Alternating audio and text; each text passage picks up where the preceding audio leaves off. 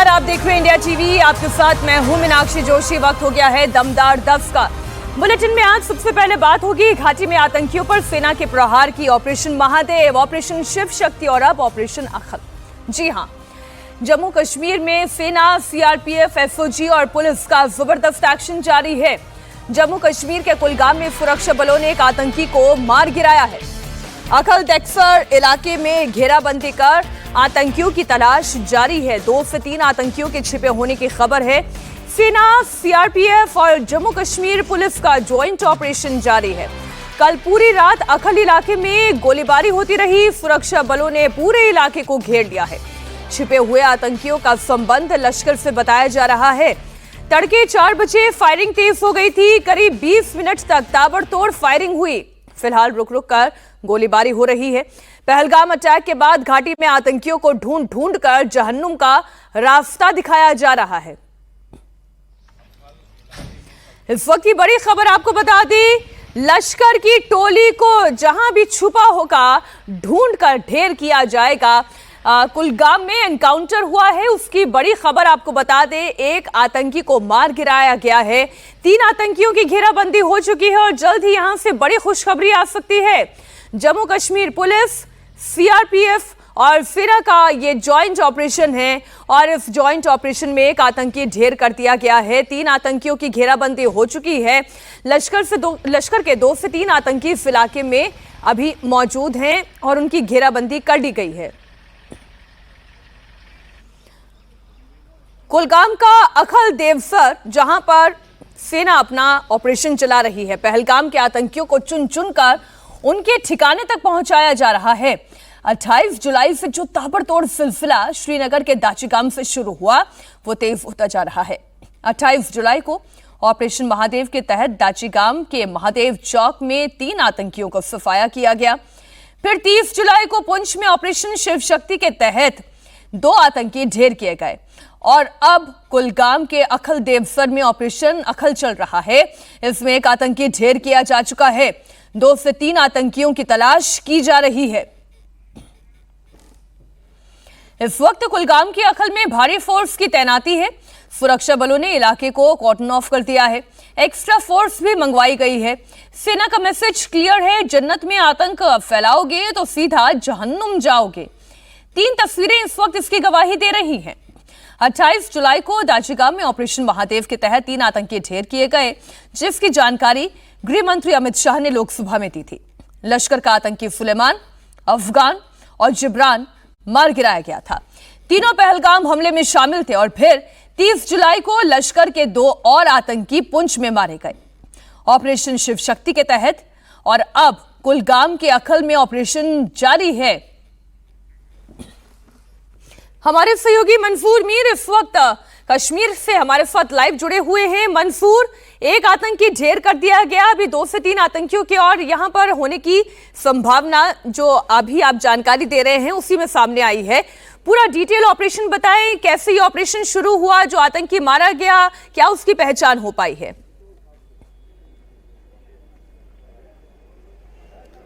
देखिए मीनाक्षी, बीती रात सुरक्षा बलों को ये इनपुट्स मिले थे कि कुलगाम के देवसर के इकहाल फॉरेस्ट एरिया में मिलिटेंटों का एक ग्रुप छुपा हुआ है, जिसके आधार पर ये ऑपरेशन लॉन्च किया गया। हालांकि अंधेरा होने की वजह से जैसे ही मिलिटेंटों के साथ बीती रात में कंटैक्ट हुआ, ऑपरेशन को बाद में रात भर होल्ड करना पड़ा। सुबह जैसे ही सूरज की किरणें निकली, ऑपरेशन को दोबारा रिज्यूम किया गया। दोबारा मिलिटेंटों के साथ कंटैक्ट हुआ। करीबन 20 मिनट तक दोनों तरफ से पहले कंटैक्ट में गोलियां चली, जिस दौरान एक मिलिटेंट को मार गिराने में सुरक्षा बलों को सफलता हासिल हुई है। लेकिन इनपुट के आधार पर 2 से 3 मिलिटेंट्स इस फॉरेस्ट एरिया में छुपे हुए हैं, जिनकी तलाश बड़े पैमाने पर की जा रही है। हालांकि कुछ देर से रुक रुक कर गोलाबारी की आवाज़ जो है अभी भी इस इलाके में सुनाई दे रही है। हम उस स्पॉट से महज 3 किलोमीटर दूर है, जहां पर सिक्योरिटी फोर्सेज ने हमें रोक के रखा है, क्योंकि आगे जो है बड़े पैमाने पर ऑपरेशन चलाया जा रहा है। और माना जा रहा है कि 2 से जो 3 मिलिटेंट्स थे ये लश्कर-ए-तोयबा के हो सकते हैं। इनमें एक लोकल मिलिटेंट और 2 फॉरेन पाकिस्तानी मिलिटेंट हो सकते हैं, इस तरह की संभावना जताई जा रही है। फिलहाल ऑपरेशन बड़े पैमाने पर जारी है। निस्संदेह ही सुरक्षा बलों का ये ऑपरेशन जो है काफ़ी महत्वपूर्ण ऑपरेशन इसे समझा जा रहा है, क्योंकि इससे पहले दाची गांव में पहलगाम आतंकी हमले में जो मिलिटेंट्स थे उन्हें मार गिराने में सुरक्षा बलों को एक बड़ी सफलता हासिल हुई थी। उसके बाद एक हफ्ते के भीतर ये दूसरा बड़ा एनकाउंटर है जिसमें मिलिटेंटों की तलाश बड़े पैमाने पर की जा रही है। लेकिन खास बात यही है कि एक मिलिटेंट को बिना किसी नुकसान के इस फॉरेस्ट एरिया में सुरक्षा बलों को मार गिराने में सफलता हासिल हुई है और फिलहाल ऑपरेशन अभी भी बड़े पैमाने पर जारी है। जी मीनाक्षी जी, बहुत शुक्रिया आपका इस पूरी जानकारी के लिए। लगातार इससे जुड़ी हुई खबर हम दर्शकों तक पहुंचाते रहेंगे। खबर महाराष्ट्र के पुणे से भी, जहां आपत्तिजनक पोस्ट को लेकर बवाल हो गया। पुणे के दौंड में सोशल मीडिया पर एक आपत्तिजनक पोस्ट के बाद जमकर हिंसा हुई। दो समुदायों के बीच जबरदस्त तनाव हो गया। आपत्तिजनक पोस्ट को लेकर उग्र भीड़ ने सड़कों पर कई गाड़ियों को आग के हवाले कर दिया, पत्थरबाजी की, घरों और दुकानों में आगजनी की, तोड़फोड़ की। पुलिस को हालात को काबू पाने के लिए आंसू गैस के गोले दागने पड़े। ये झड़प इतनी बढ़ गई कि इलाके में कर्फ्यू लगाना पड़ गया। मौके पर भारी संख्या में पुलिस बल की तैनाती है और पुलिस लगातार इलाके में गश्त कर रही है। दंगाइयों की पहचान के लिए सीसीटीवी फुटेज भी खंगाले जा रहे हैं। जिस शख्स ने आपत्तिजनक पोस्ट किया उसे गिरफ्तार कर लिया गया है। उपद्रवियों की भीड़ ने पुलिस की मौजूदगी में उत्पात मचाया और पथराव करना शुरू कर दिया। बड़ी बात यह है कि ये प्रशासन की और पुलिस की सजगता रही है कि मामला बहुत ज्यादा बड़ा नहीं हुआ, वरना तैयारी तो बहुत बड़ी हिंसा की थी। उपद्रवियों की भीड़ ने यवत इलाके में कई गाड़ियों को फूंक दिया, बीच सड़क पर कई बाइक को आग के हवाले कर दिया, कई घरों को नुकसान पहुंचाया गया। उसकी कुछ तस्वीरें आपके सामने इंडिया टीवी पर हम आपको दिखा रहे हैं। धू धू कर जलती हुई ये बाइक बता रही हैं कि मामला कितना गंभीर हो गया। यवत में कर्फ्यू के हालात पैदा हो गए, पुलिस बल की तैनाती है। दरअसल भड़काऊ पोस्ट के बाद ये पूरा मामला शुरू हुआ। इस दौरान प्रदर्शनकारियों पुलिस के बीच में झड़प भी हुई। हालात को काबू करने के लिए पुलिस ने आंसू गैस के गोले भी दागे।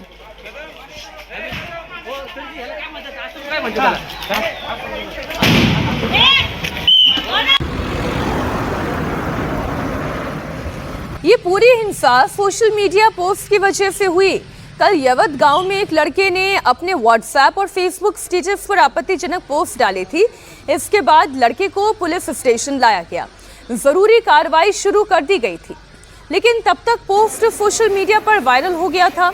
इसके बाद लोग भड़क गए और उन्होंने दुकानों और घरों में पथराव करना शुरू कर दिया, तोड़फोड़ करनी शुरू कर दी। जिन दुकानों में आगजनी की गई थी वहां पर फिर वाटर स्प्रिंकलर्स के जरिए इस आग को शांत किया गया। फायर ब्रिगेड की टीम भी मौके पर पहुंची। घरों पर जबरदस्त पथराव किया गया। ये पूरी घटना पुणे से 80 किलोमीटर दूर दौंड के यवत गांव की है। तनाव को देखते हुए यवत का साप्ताहिक बाजार बंद किया गया है। इलाके में कर्फ्यू है। जिस जगह पर हिंसा हुई वहां इस वक्त भारी पुलिस बल की तैनाती है। कल जिस जगह पर हिंसा हुई थी वहां भी क्या हालात है, दंगाइयों ने कहां तोड़फोड़ की, ग्राउंड जीरो पर इंडिया टीवी की टीम मौजूद है। संवाददाता दिनेश मौर्य की रिपोर्ट देखिए। यवत गांव में हुई हिंसा में एक बड़ा पैटर्न नजर आ रहा है। दंगाई लग रहा है कि पूरी तैयारी के साथ आए थे। इस वक्त हमें पुणे सोलापुर हाईवे पर स्थित अल्फा कलेक्शन नाम की दुकान के बाहर, जिस पर दंगाइयों ने जमकर पथराव किया था, इस दुकान के ठीक बगल में है न्यू मल्हार साड़ी सेंटर। इन दोनों ही दुकान के मालिक का नाम है परवेज। प्रत्यक्षदर्शियों के मुताबिक बड़ी संख्या में दंगाई दोपहर के वक्त यहां पर पहुंचते हैं और वो पूरी तैयारी के साथ यहां पर आए थे। ये हम इसलिए कह रहे हैं आपको क्योंकि जो पथराव किया गया है बड़े बड़े पत्थरों से, इस तरह से जो बड़े बड़े पत्थर हैं, इन बड़े बड़े पत्थरों से इस दुकान पर जमकर पथराव किया गया है। साथ ही में सड़क के किनारे जो ब्लॉक्स होते हैं उनका भी इस्तेमाल किया गया और हर तरफ अगर आप देखेंगे तो यहां पर सिर्फ और सिर्फ कांच ही नजर आ रहा है। तो इतनी ज्यादा तैयारी के साथ दंगाई यहां पर आए थे। और यहां पर देखिए, जब हम ऐसे बड़े बड़े पत्थर देख रहे हैं तो सड़क के किनारे ऐसे पत्थर बहुत कम मिलते हैं। तो ऐसे में क्या यहां पर जो तैयारी की बात सामने आ रही कि शायद प्री प्लान्ड यह दंगा हो सकता है, क्योंकि इस तरह के ब्लॉक्स हम देख रहे हैं, इस तरह के बड़े बड़े जो पत्थर है, इन बड़े बड़े पत्थरों से इस दुकान पर को निशाना बनाया गया। हर तरफ सिर्फ और सिर्फ कांच ही बिखरा पड़ा हुआ है। एक और बड़ा पत्थर मैं आपको दिखाता हूं। देखिए, अब सोचिए जब इतने बड़े बड़े पत्थरों से हमला किया जाएगा तब यहां पर क्या स्थिति रही होगी। दरअसल 26 जुलाई को यवत के नीलकंठेश्वर मंदिर में छत्रपति शिवाजी महाराज की प्रतिमा के साथ छेड़छाड़ की घटना हुई थी। इसी को लेकर गुरुवार से ही विरोध हो रहा था। इस बीच कल इसी इलाके के एक लड़के ने व्हाट्सएप पर एक आपत्तिजनक पोस्ट लगा दी। इस पोस्ट से लोगों का गुस्सा भड़क गया। लोग धीरे धीरे सड़कों पर आ गए और दूसरे पक्ष के लोग भी आ गए। इस पर भीड़ ने सोशल मीडिया पर पोस्ट करने वाले युवक के घर पर पथराव कर दिया। विवाद बढ़ने के बाद इसने एक हिंसक झड़प का रूप ले लिया। क्या महाराष्ट्र को जलाने की साजिश रची जा रही है? यह सवाल इसलिए क्योंकि जिस गांव में पिछले कई पीढ़ियों से हिंदू और मुस्लिम समाज के लोग साथ रह रहे थे, वहां अचानक दोपहर के वक्त दंगा भड़क जाता है। तस्वीरें हम आपको सीधे उसी जगह की दिखाते हैं जहां पर सबसे ज्यादा आगजनी हुई, तोड़फोड़ हुई। यवत का यह वो इलाका है जहां पर भड़काऊ पोस्ट करने वाला शख्स रहता था। कल दोपहर को करीब 12 साढ़े 12 के दरमियान बड़ी संख्या में दंगाई यहां आते हैं और जमकर तोड़फोड़ करते हैं। बाहर जो आप ये शेड देख रहे हैं एक हिंदू समाज के व्यक्ति का है। यहां पर दंगाई आते हैं। इस शेड के ठीक पीछे उस व्यक्ति का घर है जिसने यह विवादित पोस्ट किया था। स्थानीय लोगों के मुताबिक अचानक से भीड़ यहां पहुंचती है। भीड़ में बहुत गुस्सा था। यहां तस्वीरें आप देखिए किस तरह से इन भीड़ के सामने, उपद्रवियों के सामने जो कुछ आते गया वो सब कुछ तबाह करते चले गए। इस वक्त की बड़ी खबर अजमेर से आ रही है। अतिक्रमण के खिलाफ अजमेर में बुलडोजर एक्शन शुरू हो गया है। तारागढ़ की पहाड़ी पर 258 अवैध दुकानों को चिन्हित कर प्रशासन ने बुलडोजर चलाना शुरू कर दिया है। ये दुकानें अवैध तरीके से वन विभाग की जमीन पर कब्जा करके बनाई गई है। इन्हें तोड़ा जा रहा है। करीब 3 किलोमीटर के रेंज में पूरा इलाका एहतियातन प्रशासन ने सील कर दिया है। अब तक करीब 100 अवैध दुकानों को तोड़ा जा चुका है। एक्शन के लिए 6 टीमें लगाई गई हैं। अतिक्रमण के खिलाफ एक्शन तक पूरे परकोटा इलाके में जाने की अनुमति नहीं है। 900 पुलिसकर्मी तैनात किए गए हैं। 250 वन कर्मचारियों को राजस्थान के 4 जिलों से बुलाया गया है। अफसरों की मौजूदगी में अवैध निर्माण को गिराने का काम तेजी से जारी है। वन विभाग ने तारागढ़ पैदल रास्ते से मीठा नीम दरगाह और तारागढ़ से ब्रापीर दरगाह रोड तक का इलाका आइडेंटिफाई किया है, जहां कच्ची पक्की दुकानें बनाकर कब्जा किया गया है। तारागढ़ की पहाड़ी पर जहां कई वर्षों से फॉरेस्ट विभाग की जमीन पर अवैध दुकानें बनी हुई हैं, लगभग 258 दुकानें बनी हुई हैं, उनको आज तोड़ने की कार्रवाई की जा रही है। पुलिस प्रशासन मुस्तैद है और फॉरेस्ट विभाग के अधिकारी भी मौके पर मौजूद हैं। लेकिन जहां किसी को भी परकोटे के बाहर, यानी जहां कार्रवाई हो रही है, वहां नहीं जाने दिया जा रहा है। आप मेरे पीछे देख सकते हैं, ये पूरा परकोटा है। यहाँ पुलिस प्रशासन मुस्तैद है एक तरह से।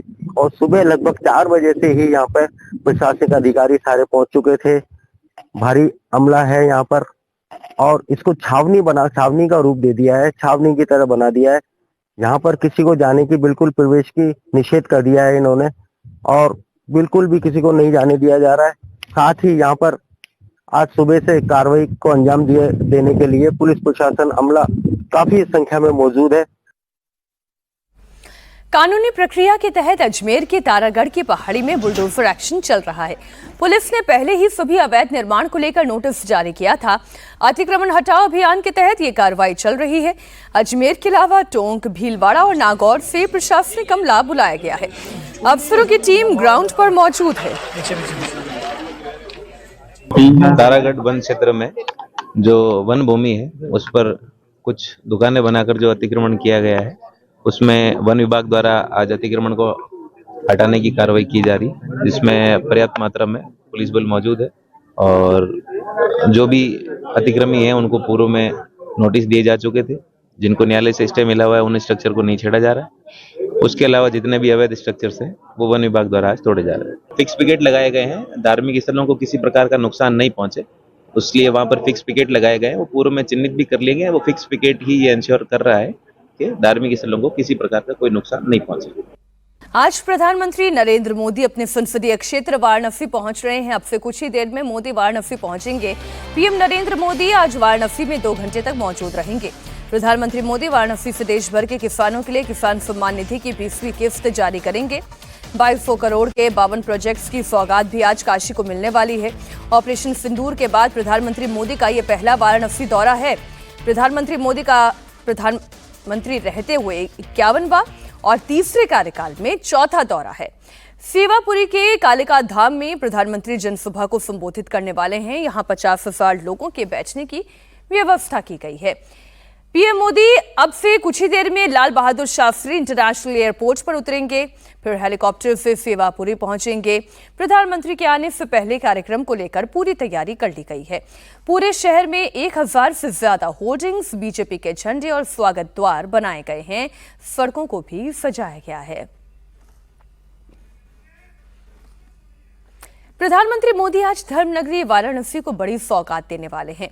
पीएम मोदी आज करीब 565 करोड़ की 14 परियोजनाओं का लोकार्पण करेंगे। करीब 1618 करोड़ की परियोजनाओं का शिलान्यास करने जा रहे हैं। लोकार्पण में वाराणसी भदोही रूट का 4 लेन चौड़ीकरण मुख्य है। इसके लिए 269 करोड़ रुपए का इस्तेमाल किया गया है। वहीं राजकीय होम्योपैथिक मेडिकल कॉलेज और अस्पताल का आज शिलान्यास किया जाएगा। इसके लिए करीब 85 करोड़ का बजट अलॉट किया गया है। शिलान्यास में स्मार्ट डिस्ट्रीब्यूशन और अंडरग्राउंड केबलिंग का काम भी है। इसमें करीब 881 करोड़ रुपए लगेंगे। हमारे सहयोगी रुचि कुमार इस वक्त वाराणसी में ही मौजूद है। अब देखिए, ये प्रधानमंत्री नरेंद्र मोदी का वाराणसी का दौरा है। वाराणसी वो जो पूर्वांचल में आता है, पूर्वांचल वो जिसका असर बिहार तक जाता है। तो लंबी कड़ी तो मैंने जोड़ दी, लेकिन एक स्टेट्स का एक मैसेज जो है दूर तक जाएगा।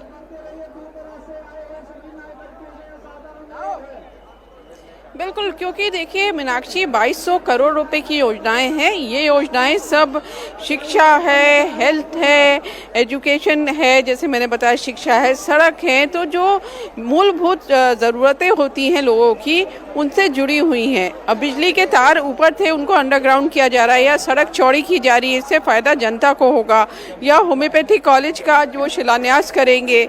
वाराणसी के करीब 50 से ज़्यादा स्कूल थे जो जर्जर हालत में थे, उनको रेनोवेट किया गया है, उसका आज उद्घाटन लोकार्पण करेंगे आज प्रधानमंत्री मोदी। तो ये सब चीज़ें ऐसी हैं जो सीधे जनता से जुड़ी हैं। और जैसा आपने कहा कि क्योंकि वो प्रधानमंत्री हैं, तो जो काशी में यहाँ के सांसद हैं, यहाँ के लिए जो ऐलान करेंगे उसका मैसेज सिर्फ काशी तक नहीं रहेगा, पूरे देश में जाएगा और बिहार में भी जाएगा। अब देखिए, किसानों को जो किसान सम्मान निधि दी जाएगी, तो 10 करोड़ किसान हैं पूरे देश को जिनको आज 20वीं किस्त दी जाएगी। तो वो किसान भी बहुत बड़ा वोटर है, बहुत बड़ी तादाद में किसान हैं जो वोट करते हैं। तो जाहिर है कि यहाँ का मैसेज बहुत दूर दूर तक जाएगा। लेकिन यहाँ जो काशी के लोग हैं वो अपने अलग खुश हैं कि काशी इतना विकास हो गया है, प्रधानमंत्री मोदी उनके सांसद हैं, इसकी बहुत खुशी मीनाक्षी यहाँ पर है। प्रधानमंत्री मोदी आज आ रहे हैं, तो आज क्या लग रहा है, और भी बहुत कुछ काशी को मिल जाएगा। बहुत कुछ काशी को सौगात मिलने वाला है। हमारे देश के यशस्वी प्रधानमंत्री नरेंद्र मोदी जी आ रहे हैं, करोड़ों की सौगात लेके आ रहे हैं, कई योजनाओं का शिलान्यास करेंगे और उत्साह यहाँ पे आप भीड़ देख के लगा सकती हैं। इतना पानी बरसने के तो यहाँ आप एक चीज और बता दें कि सुबह से बहुत ज्यादा बारिश हो रही थी यहाँ पर, अभी थोड़ी बारिश थमी है, उसके बाद भी इतना लोगों में अभी उत्साह है। बारिश बहुत थमी बहुत है, तो शुक्रिया लोगों रुचि, का आपका सिलसिला नजर बनाए देखें। रखें। आगे भी हम आपसे अपडेट के लिए बात बिहार की भी कर लेते हैं। बिहार में एसआईआर यानी कि स्पेशल इंटेंसिव रिवीजन पर मचे हुए घमासान में बिहार चुनाव आयोग में जो कहा गया है वो अब डेडलाइन को पूरा करके दिखाया भी गया है। चुनाव आयोग ने बिहार में ड्राफ्ट वोटर लिस्ट जारी कर दी है। इसमें 65,64,075 वोटर्स के नाम कट गए हैं। इसमें सबसे ज्यादा तो पटना जिले में वोटर्स के नाम काटे गए हैं। पटना जिले में 3,95,500 वोटर के नाम कट गए हैं। तो वहीं दूसरे नंबर पर पूर्वी चंपारण है, वहां 3,16,793 वोटर्स के नाम कटे। लेकिन अगर रीजन वाइज बात करें तो सबसे ज्यादा सीमांचल रीजन में 9.8% वोटर्स के नाम कटे हैं। हालांकि सीमांचल में किशनगंज जिले में 1,45,913 वोटर्स के नाम कट किए गए हैं, जबकि पूरे बिहार की बात करें तो सबसे कम शेखपुरा जिले में वोटर्स के नाम कटे हैं। शेखपुरा में 26,256 वोटर्स के नाम कटे हैं। दरअसल बिहार में वोटर लिस्ट रिवीजन से पहले 7,89,69,000 844 वोटर्स थे, जो अब घटकर 7,24,05,756 रह गए हैं। यानी कि 65,64,075 वोटर्स के नाम वोटर लिस्ट से कट गए हैं। अगर डिस्ट्रिक्ट वाइज बात करें तो बिहार में जिन 5 जिलों में सबसे ज्यादा वोटर्स के नाम कटे, उनमें नंबर 1 पर पटना जिला है, जहां 3,95,500 वोटर्स के नाम कटे हैं। दूसरे नंबर पर पूर्वी चंपारण है, 3,16,793 वोटर्स के नाम कटे। वहीं गोपालगंज जिला भी है, जहां 3,10,363 वोटर्स के नाम कटे हैं। चौथे नंबर पर है मुजफ्फरपुर जिला, जहां 3,82,845 वोटर्स के नाम कट गए। और 5वें नंबर पर है सारण डिस्ट्रिक्ट, जहां 2,73,223 वोटर्स के नाम लिस्ट में नहीं है। यानी टॉप जिले में किशनगंज जिला नहीं है। इसे लेकर बिहार में सियासत गर्म थी कि क्योंकि वहां पर मुस्लिम वोटर्स सबसे ज्यादा हैं, इसलिए सबसे ज्यादा किशनगंज जिले के वोटर्स के नाम कटे हैं। लेकिन चुनाव आयोग का डेटा तो ऐसा नहीं कह रहा। किशनगंज में सबसे ज्यादा वोटर्स के नाम नहीं कटे हैं। उस लिहाज से तो आप देखिएगा पटना में सबसे ज्यादा वोटर्स के नाम कटे हैं।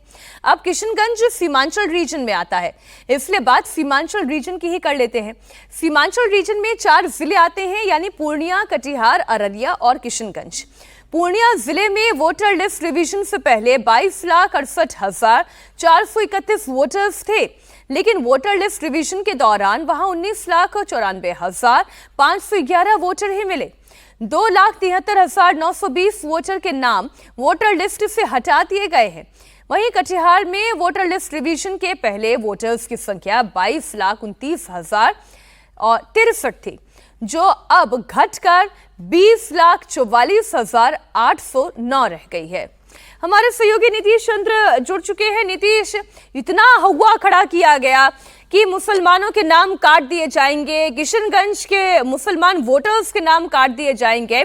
कांग्रेस और आरजेडी लगातार ये कह रही थी, लेकिन जब लिस्ट सामने आई तो समझ में आ रहा है कि पटना में सबसे ज्यादा नाम काटे गए हैं। जी हाँ, बिल्कुल। यदि आप आंकड़ों का विश्लेषण करें तो यही बात समझ में आती है कि पटना, जो कि बीजेपी का गढ़ मानी जाती है, वहाँ सबसे ज़्यादा वोटरों के नाम कटे हैं। और इसके अलावा यदि आप तिरहुत के इलाके में भी देखें तो वहाँ 6 जिले में करीब 40 से अधिक विधानसभा सीटें हैं और वहाँ भी अच्छी खासी संख्या है जहाँ वोटरों के नाम कटे हैं। एक तुलनात्मक तौर पर हम कह सकते हैं कि जो खासतौर से एनडीए का जहां पर दबदबा है, जो एनडीए का इलाका माना जाता है, वहां करीब 21 लाख वोटरों के नाम कटे हैं। और यदि सीमांचल के 4 जिलों और दरभंगा यानी मुस्लिम बहुल इलाकों को आप जोड़ें तो करीब 9 से 10 लाख वोटरों के नाम कटे हैं। तो ये आंकड़े जो बता रहे हैं कि ऐसा कुछ नहीं है जैसा कि पहले अंदेशा जताया जा रहा था विपक्षी पार्टियों की तरफ से। अब जाहिर है 1 महीने का समय दिया गया है कि जो लोग इस मामले में ऑब्जेक्शन करना चाहते हैं, क्लेम करना चाहते हैं, उनके लिए एक कैंप लगाया गया है और आज से ही ये कैंप चलेगा। 11 बजे से इसकी शुरुआत होगी और ये लगातार चलता रहेगा, यानी छुट्टी के दिनों में भी ये चलता रहेगा। यानी 1 महीने का पूरा समय मिलेगा लोगों को जिनके नाम कटे हैं वो अपना नाम दर्ज करा सकते हैं। बहुत शुक्रिया नीतीश आपका पूरी जानकारी के लिए।